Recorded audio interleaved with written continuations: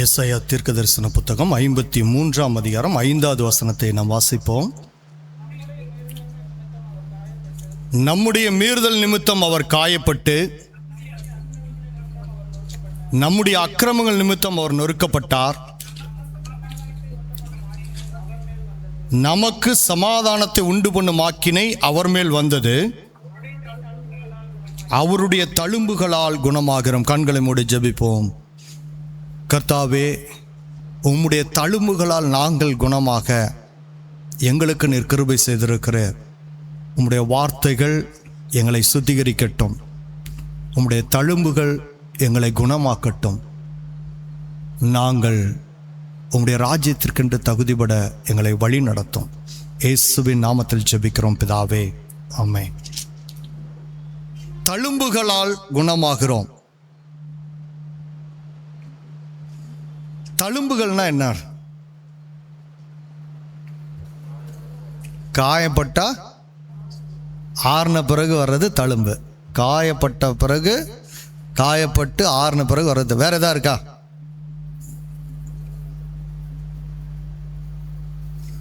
வேற எதுவும் தழும்புகள்.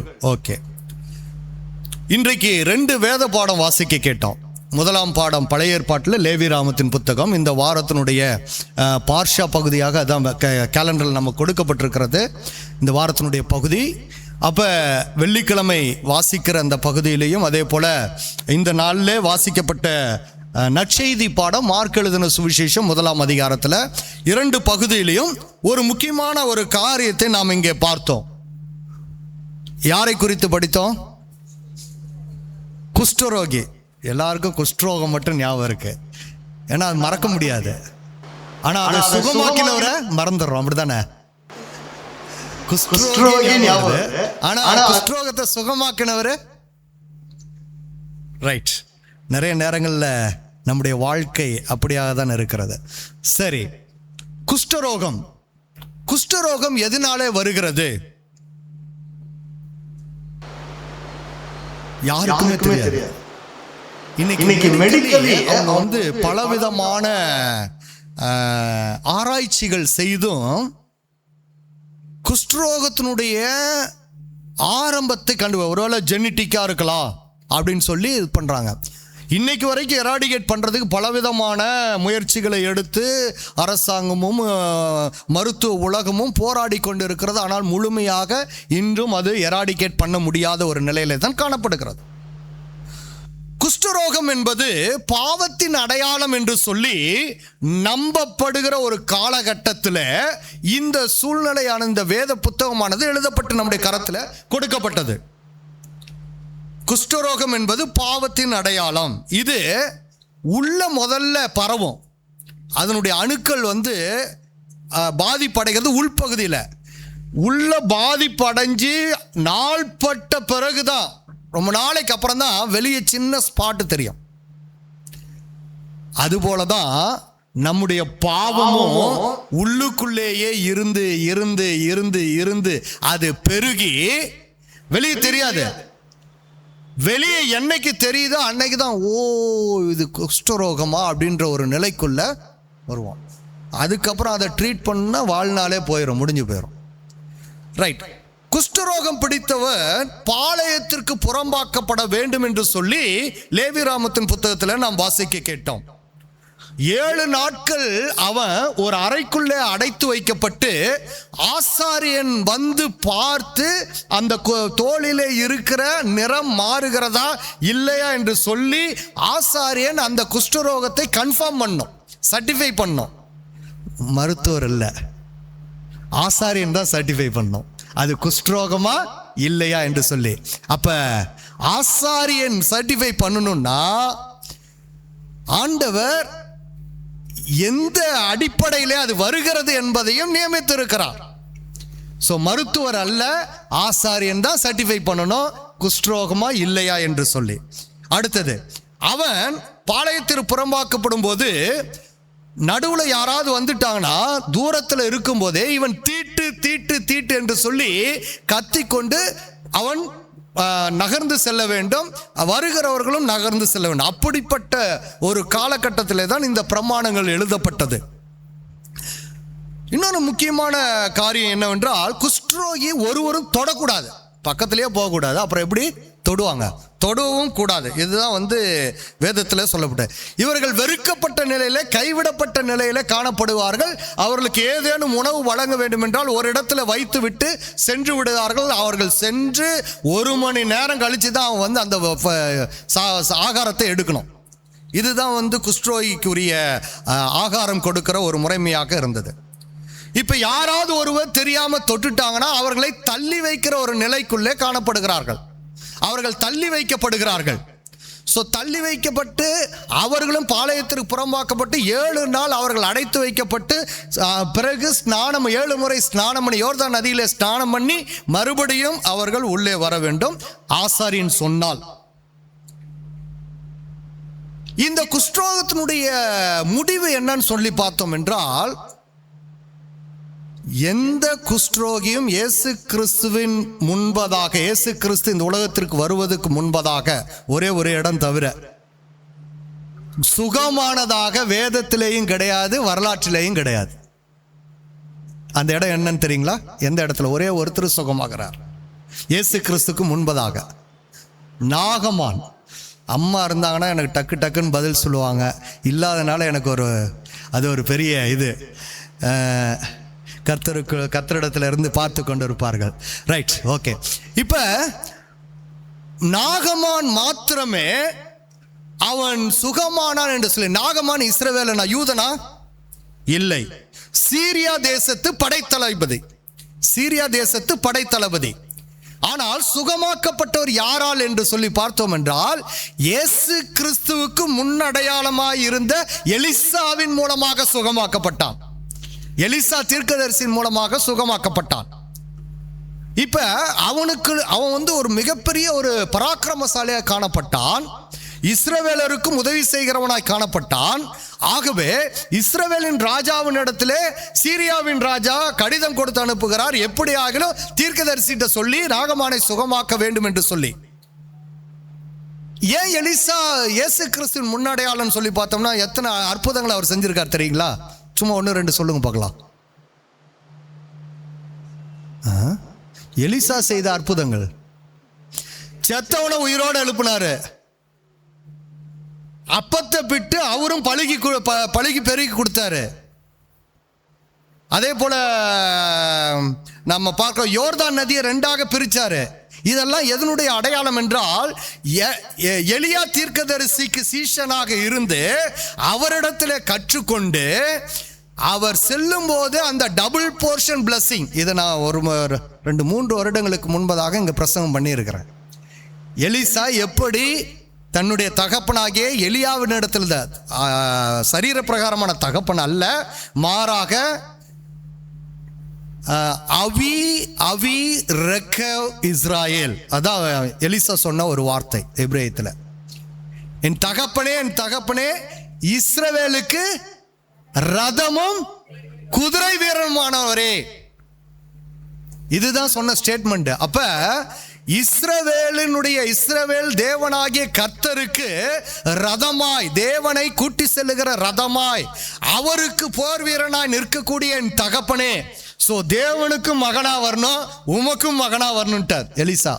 சோ எலியா தீர்க்கதரிசிட்ட இருந்த அத்தனை ஆசீர்வாதங்களும் தேவனுடைய ஆசீர்வாதங்களோடு சேர்த்து டபுள் போர்ஷன் பிளஸிங் எலிசாவுக்கு கொடுக்கப்பட்டது. அதனாலதான் எலிசா போன இடமெல்லாம் அற்புதங்கள் நடந்தது. தண்ணீரை அவர் அந்த கசப்பான தண்ணீரை மாற்றி கொடுத்தார், குடிக்க முடியாத தண்ணீரை அவர் நல்ல குடிக்கக்கூடிய தண்ணீராக மாற்றி கொடுத்தார். அதே போல இந்த பிள்ளைகள்லாம் அவர் நடந்து போயிட்டு இருக்கும்போது மொட்டையான்னு சொல்லி கூப்பிடுவாங்க. அப்ப அந்த பிள்ளைகளை தண்டிப்பதற்கு கரடிகள் வந்தது. சொன்ன உடனே அடுத்த செகண்ட் கரடிகள் வந்தது. அடுத்தது சீரியாவுடைய அந்த இராணுவத்தை கட்டுக்குள்ள வைத்திருந்தவர். அதே போல எண்ணெய், ஒரு விதவையினுடைய வீட்டில் எண்ணெய் தேவை விதவைகளுக்கு. அதே போல விதவையினுடைய மகனை தான் உயிரோடு எழுப்புகிறார். விதவையினுடைய வீட்டில் தன் பிள்ளைகளை அடிமையாக கொடுக்க வேண்டும் என்று சொல்லி இருந்தப்ப அவர் அந்த இடத்துல அவர் வீட்டில் எண்ணெய் இருக்குதுன்னு கேட்கிறார். எண்ணெய் தான் இருக்கு, அந்த எண்ணெயை ஊத்து பாத்திரம் நிறைய நிரப்பு அப்படின்றாரு. பக்கத்து வீட்டுல இருந்தெல்லாம் பாத்திரம் கொண்டு வந்து நிரப்புன்றாரு. எல்லாத்தையும் ஊத்தி அதை வித்து உன்னுடைய கடனை தீர்த்துக்கொள், உன் பிள்ளைகளை மீட்டுக்கொள் என்று சொல்லி எலிசா அற்புதங்களை செய்தவராய் காணப்படுகிறார். சோ இயேசு கிறிஸ்துவுக்கு முன்னடையாளமாக எலிசா காணப்பட்டார். மரித்த பிறகும் அற்புதம் நடந்தது. எலிசா மரிச்சு கல்லறையில வைத்துட்டாங்க. இதெல்லாம் நீங்க போய் 2 ராஜாக்கள் புத்தகத்துல நீங்க வாசிச்சு பாருங்க. 5ஆம் அதிகாரத்திலிருந்து இந்த 8ஆம் அதிகாரம் வரைக்கும் நினைக்கிறேன். நிறைய காரியங்கள் எலிசாவை குறித்து இருக்குது. நீங்க பிறகு வாசி. நமக்கு சப்ஜெக்ட் அது இல்லை, ஏன்னா சப்ஜெக்ட் குஷ்டரோகம் தான். ஓகே, இப்ப அந்த இடத்துல பார்த்தோம் என்றால் அந்த எலிசா அடக்கம் பண்ணப்பட்டு இருந்த ஒரு வருடம் கழித்து அதே கல்லறையில ஒருவனை போடுகிறார்கள். போட்ட உடனே அவன் உயிரோட வருகிறான்.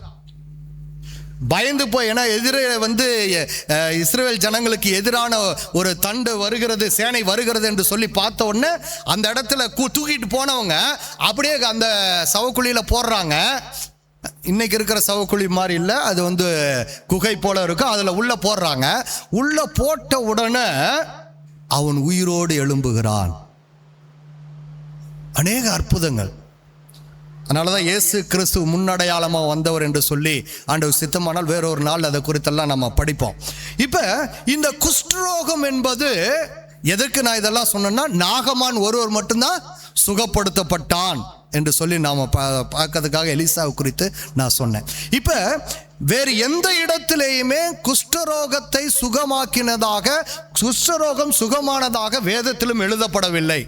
நாகமான் யூதன் கிடையாது, இஸ்ரவேலை சார்ந்தவன் கிடையாது, சீரியா தேசத்தாராய் காணப்பட்டான். அவனுக்கு பிரமாணம் இல்லை, அவனுக்கு பிரமாணம் கிடையாது. ஆனால் யூதர்களுக்கு பிரமாணம் உண்டு. சோ பிரமாணம் உள்ளவர்களுக்கு ஒருவருக்கும் இந்த குஷ்டரோகம் சுகமானதாக எழுதப்படவில்லை.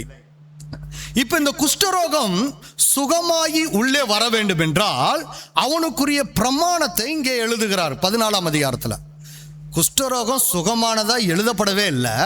ஆனா குஷ்டரோகம் சுகமானா என்ன செய்யணும்னு சொல்லி பிரமாணமானது கொடுக்கப்பட்டிருக்கிறது. இப்ப இது என்ன, யாருமே சுகமடையல, ஆனா குஷ்டரோகம் சுகமான என்ன பிரமாணத்தை நிறைவேற்ற வேண்டும் என்று சொல்லி நம்ம கொடுக்கப்பட்டிருக்க 14ஆம் அதிகாரம் நம்ம வாசிக்க கேட்டோம். ஒரு சில காரியங்களை நாம் பார்ப்போம். 4வது வசனத்தை வாசிப்போம். உயிரோடு இருக்கும் சுத்தமான 2 குருவிகள், கேதுரு கட்டை, சிவப்பு நூல், ஈசோப்பையும் வாங்கி வர கட்டளையிட கடவன். சோ ஒருவன் சுத்தமானால், இப்படிப்பட்ட குஷ்டரோகம் சுகமாக்கப்பட்டால் அவன் என்ன பண்ணும் அப்படின்னா, 2 குருவியை, உயிரோடு இருக்கிற 2 குருவியை, சுத்தமான குருவி, சுத்தமான குருவி, சுத்தம் அல்லாத குருவிகள் என்று சொல்லி இருக்குது. அதில் சுத்தம் உள்ள குருவி 2 எடுத்துட்டு வரணும். நம்ம வேதத்தில் படிக்கும்போது எவையெல்லாம் சுத்தம் என்று ஆண்டவர் சொன்னாரோ அவையெல்லாம் சுத்தமாக இருக்கிறது, எவையெல்லாம் அசுத்தம் என்று சொல்லி ஆண்டவர் பிரித்தெடுத்தாரோ அவைகள் அசுத்தமாகவே காணப்படுகிறது. ஸோ சுத்தமான 2 குருவிகளை கொண்டு வரணும். அதோடு கூட கேதுரு கட்டை, சிவப்பு நூல், ஈசோப்பு, இன்னொரு காரியமும் இருக்குது. கீழே 5வது வசனத்தை வாசிங்க. ஒரு மண்பாண்டம், அந்த மண்பாண்டத்தில் என்ன இருக்கணும், ஊற்று நீர் இருக்கணும். ஸோ ஊற்று நீர் மிக முக்கியமானது. அப்போ ஊற்று நீர்ல தான் அந்த குருவியானது கொல்லப்பட்ட அந்த ரத்தமான சேகரிப்பு. குருவியை கொன்னா எவ்வளோ ரத்தம் வரும், சும்மா கொஞ்சம் தான் வெளியே வரும். அதனால இப்ப இந்த சுத்திகரிக்கப்பட வேண்டிய குஷ்டரோகம் பிடித்தவன் மேல் ரத்தம் தெளிக்கப்பட வேண்டும் என்றால் ஊற்று நீர் அவசியமான ஒன்றாய் இருக்கிறது. இப்ப 2 குருவிகள், ஒன்று ரத்தம் சிந்தப்பட வேண்டும், இன்னொன்று சுமந்து செல்ல வேண்டும். ரத்தம் சிந்தின குருவினுடைய ரத்தத்தை கேதுரு கட்டை மீது தேய்த்து அந்த ஈசோப்பு தண்டின் மீது வைத்து அந்த குஷ்டரோகம் பிடித்தவன் மீது தெளித்து, அந்த குஷ்டரோகம் பிடித்தவன் சுகமாயிருக்கிறான் என்று சொன்ன உடனே அவனுடைய தழும்பு, அதை தீட்டு என்று சொல்லப்படுகிற அந்த காரியத்தை உயிருள்ள குருவி சுமந்து செல்ல வேண்டும். இதுதான் இந்த பிரமாணம். இப்ப 2 குருவிகள், ஒன்று கொல்லப்பட வேண்டும், இன்னொன்று விடுதலையாக சுமந்து செல்லுகிற ஒரு குருவியா இருக்கு. இது பாவத்தீட்டை சுமந்து செல்லுகிற ஒரு குருவியாக காணப்படுகிறது. ஏனென்றால் ஏற்கனவே நான் சொன்னேன், குஷ்டரோகம் பாவத்தின் அடையாளமாய் நம்பப்பட்ட ஒரு காலத்தில் எழுதப்பட்ட பிரமாணம் இது. இப்போ அடுத்தது இரண்டாவதாக கேதுரு கட்டை, சிவப்பு நூல், ஈசோப்பு. கேதுரு கட்டை என்பது வேதத்தில் மிக தெளிவாக சொல்லப்பட்ட ஒரு அடையாளமாக இருக்கிறது. தேவாலயம் கட்டப்படும் போது கேதுரு மரங்களினால எல்லா அந்த தூண்களும் நிறுத்தப்பட்டது, மச்சு பாவப்பட்டதாய் காணப்பட்டது. அதே போல எல்லா விட்டங்களும் கேதுரு கட்டைகளான அவ்வளவு உறுதியான ஒரு கட்டையாய் கேதுரு கட்டை இருக்கிறது. கேதுரு மரங்கள் உயர்ந்து நிற்கக்கூடியது. லீபனோனின் பகுதியில் தான் அது காணப்படுகிறதா இருக்கிறது. ஸோ அந்த கேதுரு கட்டைகள் மூலமாகத்தான் தேவாலயம் கட்டப்பட்டது. கேதுரு கட்டைகள் சுத்திகரிப்பின் அடையாளமாய் இருக்கிறது. அதே போல சிவப்பு நூல் இரத்தத்தின் அடையாளமாய் இருக்கிறது. அந்த கட்டையோடு கூட வைத்து கட்டி அந்த சிவப்பு நூல் இரத்தத்தின் அடையாளமாக காணப்படுகிறதா அங்கே கொடுக்கப்பட்டிருக்கிறது. ஈசோப்பு தண்டு சுத்திகரிக்கக்கூடிய ஒரு தண்டு. நம்ம ஊரில் அந்த காட்டு பகுதியில் போனால் வெளியெல்லாம் எங்கே சும்மா ரோட்டில் நடந்து போனால் கூட அந்த பூண்டு செடி பார்த்துருப்பீங்க, வெள்ளை வெள்ளையாக பூக்கும், சின்ன சின்ன. அதுபோல் நல்லா இவ்வளோ நீளத்துக்கு 2 பாறைகளுக்கு நடுவே வளருகிற ஒரு தண்டு தான் ஈசோப்பு தண்டு. ஈசோப்புனா வேறொரு சோப்புன்னு நினச்சிடாதீங்க. இது நம்ம ஊர் பூண்டு மாதிரி வளரக்கூடிய ஒரு தண்டு செடி. உடம்பை சுத்திகரிக்கணும்னா, உடம்புல இப்போ நிறைய பேர்த்துக்கு மருந்து கொடுத்து வயிறை சுத்தம் பண்ணுவாங்க, அப்படித்தான்ல, வயிறு சுத்தம் பண்ணுகிற காரியங்கள். அதுபோல் சுத்தம் பண்ணணும்னா அந்த ஈசோப்பு தண்டு சாரை தான் கொடுப்பாங்க. அப்போ ஆட்டோமேட்டிக்காக உடம்பு சுத்தமாயிரும், உடம்பும் இழைச்சி நல்லா சுத்தமாக இருக்கலாம். ஸோ இது போல காரியங்களுக்கு அந்த ஈசோப்பு தண்டை பயன்படுத்துவார்கள். இப்போ இந்த ஈசோப்பு தண்டு நல்ல கொஞ்சம் நீளமாக இருக்கும். இதில் தான் இது சுத்திகரிப்பின் அடையாளமாக இருக்கிறதுனால இதில் காடியை கலந்து தான் இயேசு கிறிஸ்து சிலுவையில் இருக்கும்போது அவருக்கு சுவைக்க கொடுத்தார்கள் என்று சொல்லி நாம பார்க்கிறோம். அப்ப கேதுரு கட்டை, சிவப்பு நூல், ஈசோப்பு மூன்றும் இரத்தத்தின் அடையாளமாய், சுத்திகரிப்பின் அடையாளமாய், ஜீவனின் அடையாளமாய் காணப்படுகிறது. கேதுரு கட்டை ஜீவனின் அடையாளம், சிவப்பு நூல் இரத்தத்தின் அடையாளம், ஈசோப்பு சுத்திகரிப்பின் அடையாளம். ஸோ இந்த 3 காரியங்களும் இங்கே கொண்டு வரப்பட்டிருக்கிறது. ஸோ ஒரு குஷ்டரோகம் பிடித்தவன் சுத்தமாக்கப்பட வேண்டும் என்றால் ஆசாரியன் மூலமாக இந்த காரியங்கள் செய்யப்பட்டு அவன் சுத்திகரிக்கப்பட்டவனாய் வர வேண்டும். அடுத்தது ஊற்று நீர். பானையில் ஊற்று நீரை கொண்டு வரணும். போய் இங்கே நிற்கிற தண்ணியெல்லாம் இல்லை. இன்றைக்கெல்லாம் நிறைய பேர் பானையில் கிணத்துலேருந்து தண்ணி எடுத்துகிட்டு போவாங்க. அது இல்லை, ஊற்று நீர் கொண்டு வரப்பட வேண்டும். தீட்டு கழிப்பதற்காக ஊற்று நீர் கொண்டு வரப்பட்டு அந்த தண்ணீர் சுத்திகரிப்புக்கு ஏற்றதாக இருக்க வேண்டும். அந்த தண்ணீர் அவன் குஷ்டரோகம் பிடித்தவனுக்கு ஜீவனை கொடுக்கக்கூடிய தண்ணீராக இருக்க வேண்டும். ஸோ ஊற்று நீர் ஜீவனை கொடுக்கக்கூடியதாய் காணப்படுகிறது, சுத்திகரிப்புக்கு ஏற்றதாய் காணப்படுகிறது. இந்த சுத்திகரிப்பின் நிகழ்வு எப்படி நடக்கும் அப்படின்னு சொல்லி நாம பார்த்தோம் என்றால், கொல்லப்பட்ட அந்த குருவியின் இரத்தமானது பானையில் இருக்கிற அந்த ஊற்று நீரில் கலக்க வேண்டும். அந்த கலக்கப்பட்ட அந்த தண்ணீரை, இரத்தம் கலந்த அந்த தண்ணீரை ஈசோப்பு தண்டு, கேதுரு கட்டை சேர்த்து சிவப்பு நூல்ல கட்டி இருப்பாங்க. இப்ப அந்த இரத்தத்தை எடுத்து குஷ்டரோகியின் மேல தெளிப்பார்கள். 7 முறை தெளிப்பார்கள். தெளித்த பிறகு குஷ்டரோகி போய் யோர்தான் நதியில 7 முறை முழுகி எழுந்திருக்க வேண்டும். இந்த உயிரோட ஒரு குருவி இருக்குல்ல, இப்ப என்ன பண்ணுவாங்க, தெளிச்ச அந்த தண்ணியை எடுத்து, ரத்தத்தை எடுத்து உயிரோடு இருக்க குருவி மேல தடவி இந்த கேதுரு கட்டையும் சேர்த்து நூலை வைத்து கட்டி அனுப்பி விடுவார்கள். இதுதான் சுத்திகரிப்புக்குரிய பிரமாண நிகழ்வாய் காணப்படுகிறது. இப்ப ஏன் இந்த காரியங்களை உங்களோடு நான் பகிர்ந்து கொள்கிறேன் என்றால், நான் ஏற்கனவே உங்களிடத்துல சொன்னேன், குஷ்டரோகம் என்பது பாவத்தின் அடையாளம் என்று சொல்லி நம்பப்பட்ட ஒரு காலகட்டத்தில் எழுதப்பட்ட பிரமாணம் தான் லேவியராமத்தின் புத்தகம். ஸோ அப்படிப்பட்ட ஒரு குஷ்டரோகம் ஒருவனுக்கு சுகமாக வேண்டும் என்று சொல்லி காத்து கொண்டிருக்கிறான் என்றால் வாழ்நாள் முழுவதும் பாளையத்திற்கு புறம்பே காத்திருக்க வேண்டியது, அவ்வளவுதான். அவனுக்கு சுகமே ஆகாது. சோ பாவத்திலே இருக்கிற ஒருவன் ஒரு நாளும் சுகமடைய முடியாது. பாவத்திலிருந்து வெளியே வர வேண்டும். பாவத்திலிருந்து வெளியே வர வேண்டும் என்றால் அவனுக்கு வேறு ஏதேனும் குஷ்டரோகம் இல்லாத, பாவம் இல்லாத ஒருவர் அவனுக்கு உதவி செய்ய வேண்டும். அதற்காக தான் இயேசு கிறிஸ்து கடந்து வருகிறார். ஏசாயா தீர்க்கதரிசன புத்தகம் 53ஆம் அதிகாரம் 4வது வசனத்தை நாம் வாசிப்போம். நம்முடைய பாடுகளை ஏற்றுக்கொண்டு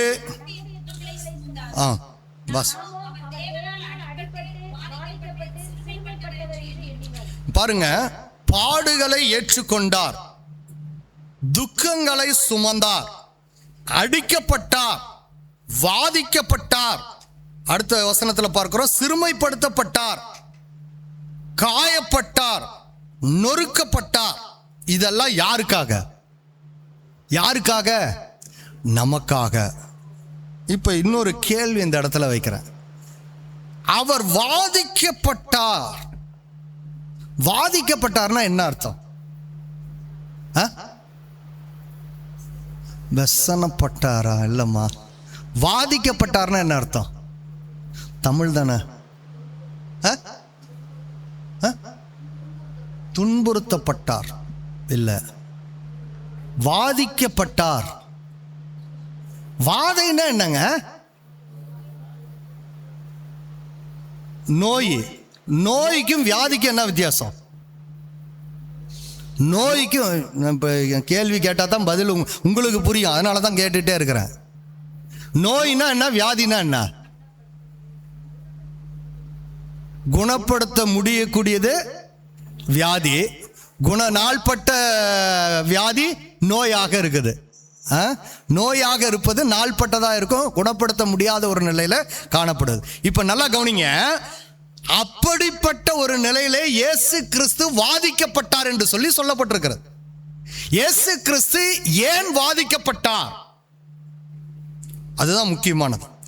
இயேசு கிறிஸ்து குணப்படுத்த முடியாத ஒரு வியாதியினாலே வாதிக்கப்பட்டாரா? தீரா வியாதி எது? இப்ப நாம படிச்சோம். சுகமாக்கப்பட முடியாத ஒரு வியாதியாக இருந்தது எது? குஷ்டரோகம். அப்ப இயேசு கிறிஸ்துவுக்கு குஷ்டரோகம் வந்ததா? வாதிக்கப்பட்டார் என்று சொல்லியிருக்கார். கீழே உள்ள வசனங்கள் 5வது வசனத்தில் நாம் வாசிக்கும் போது, அவருடைய தழும்புகளால், வசனம் போர்டில் எழுதி போட்டிருக்குது, அவருடைய தழும்புகளால் குணமாகிறோம். அப்ப தழும்பு வரணும்னா அங்க காயங்கள் இருக்கணும், அப்படிதானே? நல்லா கவனிங்க, வாதிக்கப்பட்டார், நாள்பட்ட அல்லது சுகமாக்கப்பட முடியாத ஒரு நோயினாலே வாதிக்கப்பட்டார். அது சுகமாக்கப்பட்டு அதனுடைய தழும்புகளால் நாம் சுகமாகிறோம். எத்தனை பேர் இன்றைக்கு நாம் அப்படி சுகமாகி இருக்கிறோம்? சுகமாயிருக்கோமா இல்லையா? சுகமாயிருக்கிறோமா இல்லையா? குணமடைஞ்சிருக்கிறோமா இல்லையா? ஆண்டவர் சொல்றாரு, நாள்பட்ட பாவங்களினாலே, தீர்க்க முடியாத பாவங்களினாலே காயப்பட்டு கொண்டிருந்த நீ, துக்கப்பட்டு கொண்டிருந்த நீ, வருத்தப்பட்டு கொண்டிருந்த நீ, வெறுக்கப்பட்டிருந்த நீ, பாளையத்திற்கு புறம்பாக்கப்பட்டிருந்த நீ, சுகமாக்கி உன்னை கொண்டு வந்து நிறுத்தி இருக்கிற. இப்ப நீ செலுத்த வேண்டிய பலி என்ன என்று சொல்லி கேட்கிறார். நீ செலுத்த வேண்டிய பலி என்ன? சுத்திகரிப்பின் பிரமாணத்தின்படி ஒரு பலிமுறையை அங்கே செய்ய வேண்டும். வாசிங்க, இப்ப லேவியராகமம் 14ஆம் அதிகாரம் திருப்புங்க. லேவியராகமம் 14ஆம் அதிகாரத்தை திருப்பிக் கொள்ளுங்க. 23 வாசிங்க.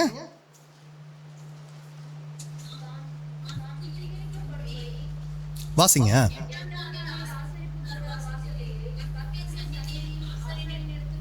ஏற்கனவே செஞ்சு முடிச்ச எல்லா சுத்திகரிப்பின் முறைமையிலும் முடிச்ச பிறகு இப்ப ஆசாரியின் இடத்தில் கொண்டு வந்து நிறுத்தப்பட வேண்டும். அடுத்த வசனம், என்ன பலியாக? குற்ற நிவாரண பலிக்குரிய ஆட்டுக்குட்டியையும் வாங்கி அசைவாட்டி. 25, குற்ற நிவாரண பலிக்கான அந்த ஆட்டுக்குட்டியை கொன்று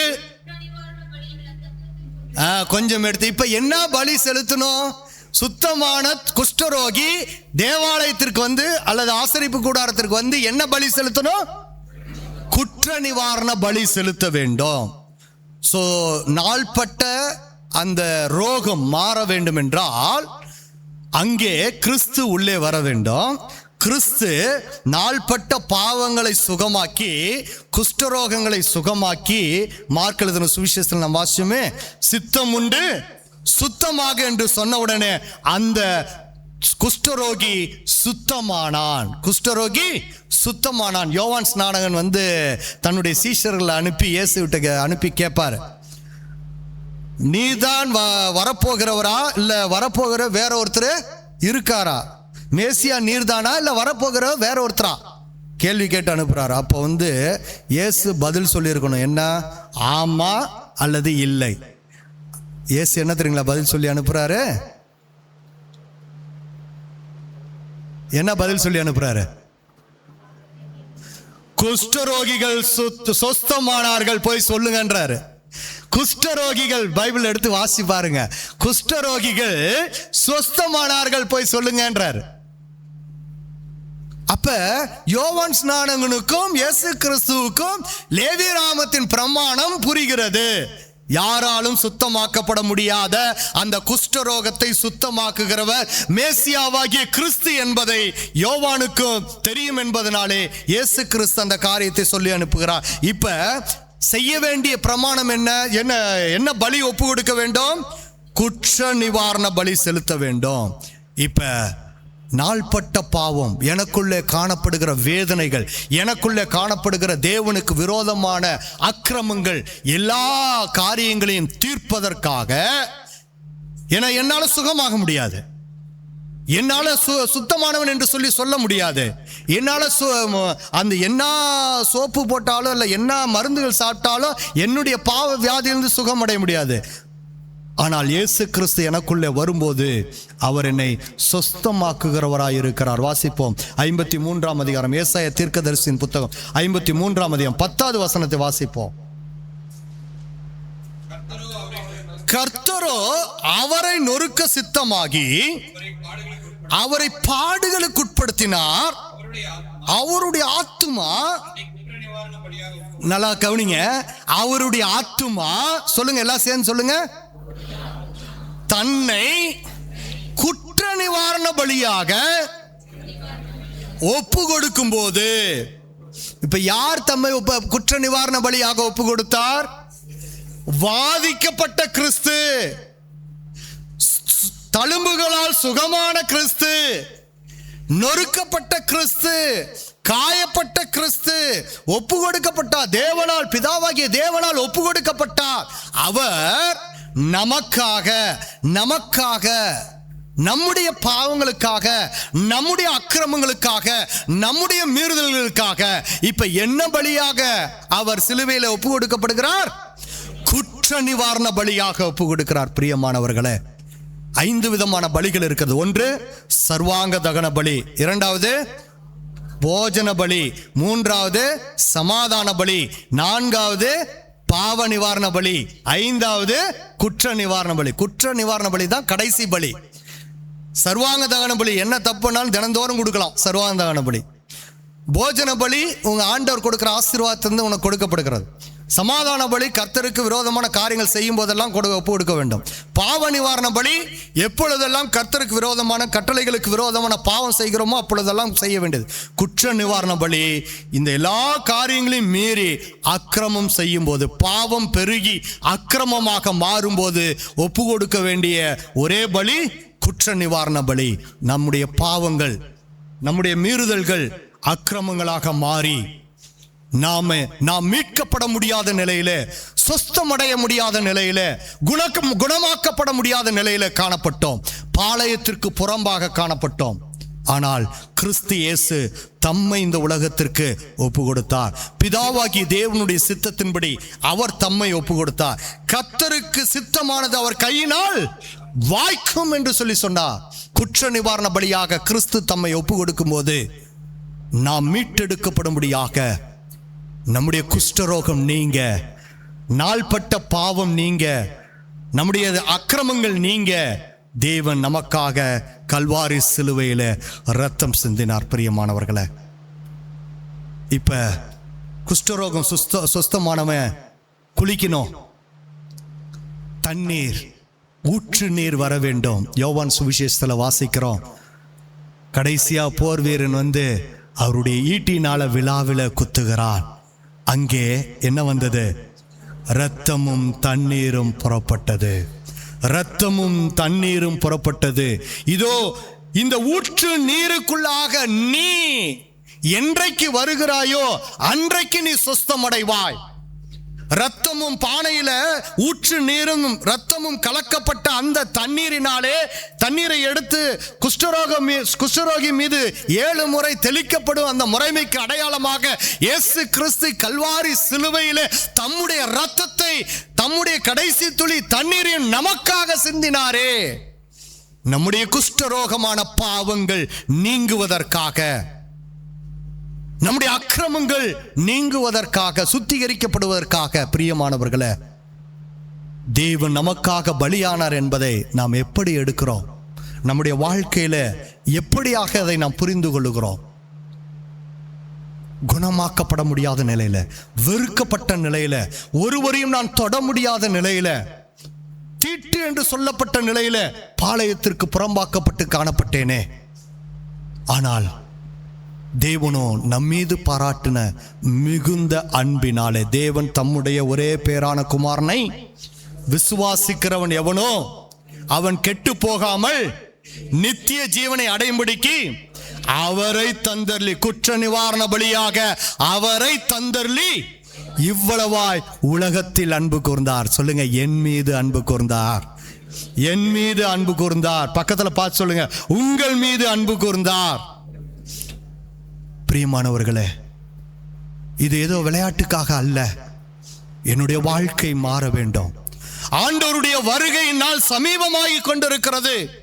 நமக்கு பிரியமானவருடைய மரணம் அப்படிப்பட்ட எச்சரிப்பை நமக்கு கொடுத்து கொண்டிருக்கிறது. நான் எப்படி கிறிஸ்துவை எதிர்நோக்கி காத்திருக்கிறேன்? அவருடைய வருகைக்கு நான் எப்படியாக காத்திருக்கிறேன்?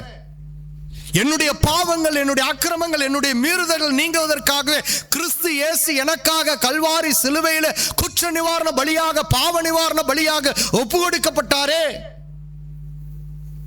நான் இன்னமும் பாவம் செய்ய கடந்து செல்லுகிறேனா அல்லது சுத்திகரிக்கப்பட்ட நிலையில காணப்படுகிறேனா? நம்முடைய மீறுதல் அவரை காயப்படுத்தியது. நம்முடைய அக்கிரமங்கள் அவரை நொறுக்கினது. நம்முடைய நம் மீது விழுகிற ஆக்கினை அவர் மீது வந்தது. நம்முடைய குஷ்டரோகம் அவர் சுமந்து தீர்த்தார். இப்ப அடிக்கப்பட்ட, காயப்பட்ட அவருடைய கரங்களினாலே, கரத்தில் உள்ள தழும்புகளினாலே நாம் சுகமடைய ஆண்டவர் நம்மை அழைக்கிறார். இயேசு உன்னை அழைக்கிறார். பிரியமானவர்களே, ஒப்பு கொடுப்போமா? ஆண்டவரிடத்துல ஒப்பு கொடுப்போம்.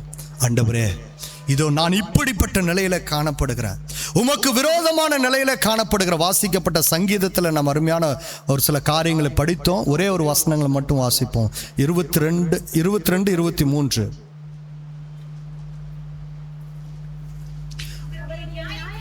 அவருடைய நியாயங்களை எல்லாம் எனக்கு முன்பாக நிறுத்தினேன், அவருடைய பிரமாணங்களை நான் தள்ளி போடவில்லை. ஆண்டவரே, உம்முடைய நீதி நியாயங்கள், உம்முடைய பிரமாணங்கள் எதையும் நான் தள்ளி போடாமல் இதோ இங்கே நிறுத்தி இருக்கிறேன் சுவாமி. ஆகையால் 23 வாசி. அவர் முன்பாக நான் மன உண்மையாய் இருந்து என் துர்க்குணத்துக்கு என்னை விலக்கி காத்துக்கொண்டேன். மன உண்மையாய். பிரியமானவர்களே, தேவனுக்கு முன்பதாக மன உண்மையாய் காணப்படுகிறோமா? நம்முடைய இருதயம் சுத்தமானதாய் காணப்படும். சுத்த இருதயம் உள்ளவர்களாய் தேவனிடத்தில் நாம் கிட்டி சேர ஆண்டவர் நம்மை அழைக்கிறார். நம்முடைய இருதயம் மன உண்மையாய் காணப்பட வேண்டும். என் துர்க்குணத்துக்கு என்னை விலக்கி காத்து கொண்டேன். ஆகையால் கர்த்தர் என் நீதிக்கும் தம்முடைய கண்களுக்கு முன்னிருக்கிற என் கைகளின் சுத்தத்திற்கும் தக்கதாக எனக்கு பலன் அளித்தார். நமக்கு பலன் அளிக்கிற கர்த்தர் அவர். இதோ நமக்கு விடுதலை கொடுத்திருக்கிற கர்த்தர் அவர். நம்மை சுகமாக்கி இருக்கிற கர்த்தர் அவர். நம்மை சொஸ்தமாக்கி இருக்கிற கர்த்தர் அவர். நம்முடைய நோயிலிருந்து நம்மை குணமாக்கின கர்த்தர் அவர். பிரியமானவர்களே, அவரிடத்துல நம்மை ஒப்பு கொடுக்கும் போது ஆண்டவர் மிகுந்த தயவினாலே அவர் நம்மீது பாராட்டினால் அன்பினாலே நம்மை மீட்டெடுத்திருக்கிறார் என்கிற நிச்சயத்தை நாம் உணர முடியும். அவரிடத்துல நாம் ஒப்பு கொடுப்போம். இதோ அவருடைய வருகைக்கு முந்தின அடையாளங்கள் நடந்தேறி கொண்டிருக்கிறது. ஆகவே தான் மார்க் எழுதின சுவிசேஷத்தில் நாம் வாசிக்கும் போது அழகாக அவர் சொல்லுகிறார், சித்தம் உண்டு சுத்தமாக மனதுருகி கையை நீட்டி அவனை தொட்டு எனக்கு சித்தம் உண்டு சுத்தமாக என்றார். இன்றைக்கும் மனதுருகி கையை நீட்டி குழியில் கிடக்கிற, ஒருவனும் தொட முடியாமல் நிலையில இருக்கிற, வெறுக்கப்பட்ட நிலையில காணப்படுகிற, கலங்கி போன நிலையில காணப்படுகிற நம்மை தூக்கி எடுத்து சுத்தமாக்கி சித்தம் உண்டு சுத்தமாக என்று சொன்னாரே. இப்ப குஷ்டரோகியை தொட்டவர் என்ன ஆகிறாரு? குஷ்டரோகி தொட்டவங்க என்ன ஆகுறாங்க? தீட்டாக மாறுகிறார்கள். இதோ நம்மீது இருந்த தீட்டை அவர் மீது ஏற்றி சுமந்து தீர்த்தார். உயிருள்ள குருவி இரத்தத்தை எடுத்து அந்த குஷ்டரோகி சுகமான போது தெளிக்கப்பட்ட அந்த இன்னொரு குருவியினுடைய இரத்தத்தை எடுத்து உயிருள்ள குருவின் மீது தேய்த்து அது கேதுரு கட்டையோடு கூட சிவப்பு நூலோடு கூட இரத்தத்தை சுமந்து திரிகிறதா இருக்கிறது. அதுக்கு என்ன இது? அந்த குருவிக்கு என்ன சுமந்து தீக்கணும்னு ஏதாவது இருக்குதா? இல்லையே. கிறிஸ்துவின் அடையாளமாக கொடுக்கப்பட்டது. கிறிஸ்துவின் அடையாளமாக கொடுக்கப்பட்டது. இதோ அவர் கையை நீட்டி நம் மீது மனதுருகி கையை நீட்டி தொட்டு சித்தம் உண்டு சுத்தமாக என்று சொல்லியிருக்கார். இன்றைக்கு நம் ஒவ்வொருவரையும் தொடக்கூடிய தேவன் நம்முடைய ஆண்டவராகிய கிறிஸ்து. அவர் ஜீவனுள்ள தேவனாய் இருக்கிறார். எப்படிப்பட்ட வியாதியாய் இருந்தாலும், எப்படிப்பட்ட அக்கிரமங்களாய் இருந்தாலும் அதை அதிலிருந்து விடுவிக்கிற கர்த்தராய் இருக்கிறார். அவரிடத்துல நம்மை நாமே ஒப்பு கொடுப்போம். மீட்பை நமக்காக சுதந்திரித்து கொடுத்தாரே, அந்த சுதந்திரத்தை நாம் நிறைவாக பெற்றுக்கொள்ள ஆண்டவர் நம்மை அழைத்திருக்கிறார். அவரிடமாய் நம்மை ஒப்பு கொடுப்போம். அந்த மீட்பின் சந்தோஷத்துல, ரட்சிப்பின் சந்தோஷத்துல கலிகூற ஆண்டவர் நம்மை அழைத்திருக்கிறார். ஆகவே அவன் செய்ய வேண்டிய காரியம் என்ன? அவனை நோக்கி 42 அவனை நோக்கி, ஆயினும் நீ போய் ஆசாரியனுக்கு போய் டாக்டர்கிட்ட இல்ல,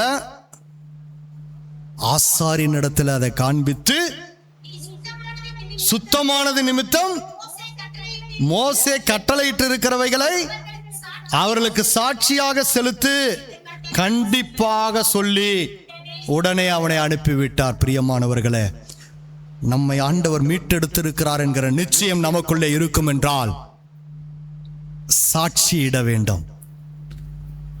சாட்சியிட வேண்டும். சாட்சி என்பது மிக முக்கியமானது. என்னுடைய வாழ்க்கை சாட்சியாக மாற வேண்டும். நான் சுகமடைந்திருக்கிறேன், நான் குணமடைந்திருக்கிறேன் என்கிற சாட்சி. எப்படிப்பட்ட சாட்சியாக இந்த உலகத்திற்கு நான் தெரிவிக்கிறவனாய் இருக்கிறேன். குஷ்டரோகி சுத்தமானான் என்பதை நீ போய் சாட்சியிடு. அந்த இடத்துல ஆசாரியன் முன்னிலையில தேவாலயத்தில் போய் சாட்சியிடு என்று சொல்லி இயேசு கிறிஸ்து சொல்லி இருக்கிறார். நாம் சாட்சியிட முடியுமா? நான் சுகமாய் இருந்தேன் என்றால் சாட்சியிட முடியும். அவரிடத்துல ஒப்பு கொடுப்போம். நம்மை சாட்சிகளாய் ஆண்டவர் அழைத்திருக்கிறார். நீங்களே எனக்கு சாட்சிகள். அப்போஸ்தலர் 1:8 சொல்லியிருக்கார். சீஷர்களை பார்த்து சொல்றார், எருசலேம்ல, யூதேயாவில், சமாரியாவில், உலகத்தின் கடைசி பரியந்தம் நீங்கள் எனக்கு சாட்சிகளாய் இருக்கிறீர்கள். நாம சாட்சியா இருக்கோம். இருக்கிற இடத்துல பிரியமானவர்களே சாட்சியாய் நிற்போம். தேர்தல் காலம், சாட்சியாய் நிற்போம். அடுத்தவன் காசு கொடுத்தானா வாங்காத, ஓட்டை விற்காத, யாருக்கு ஓட்டு போட வேண்டும் என்று சொல்லி உங்களுடைய மனசு சொல்லுதோ போடுங்க. சரியான நபரை தேர்ந்தெடுத்து போடுங்கள். காலம் சமீபமாய் இருக்கிறது. காலம் சமீபமாய் இருக்கிறது. சாட்சியிடுகிறவர்களாய் இருக்க வேண்டும். நாம் சாட்சியுள்ள பிள்ளைகளாய் மீட்கப்பட்ட நிலையில கடந்து செல்கிறவர்களாய் இருக்க வேண்டும். இந்த கட்சி அந்த கட்சி என்று சொல்லி நான் சொல்லல. ஆண்டவர் உங்களுக்கு நியமித்திருக்கிற ஓட்டத்தில் நீங்கள் ஓடுங்கள். சரியான நபரை தெரிவு செய்யுங்கள். ஆண்டோடைய ராஜ்யம் கட்டி எழுப்பப்பட தேவன் கிருபை செய்வார். யாரை கொண்டும் கட்டி எழுப்புவார். அவரால் ஆகாத காரியம் ஒன்றுமில்லை. ஆகவே தைரியமாய் செல்லுங்கள். குறுக்கு வழியில் யாருக்கும் காசு வாங்கிட்டு ஓட்டு போடாதீங்க. இது எச்சரிப்பு. மேலும் மேலும் குஷ்டரோகத்துக்குள்ளே போகக்கூடாது, வியாதிக்குள்ளே நுழையக்கூடாது. பாவத்திலிருந்து விடுதலை ஆக்கப்பட்டு இருக்கிறோம் என்கிற நிலையில் சாட்சியுள்ளவர்களாய் எல்லா இடத்துலையும் சாட்சியுள்ளவர்களாய் கடந்து செல்வோம். தேவன் தாமே நம்மை ஆசீர்வதித்து வழி நடத்துவாராக. ஆமென்.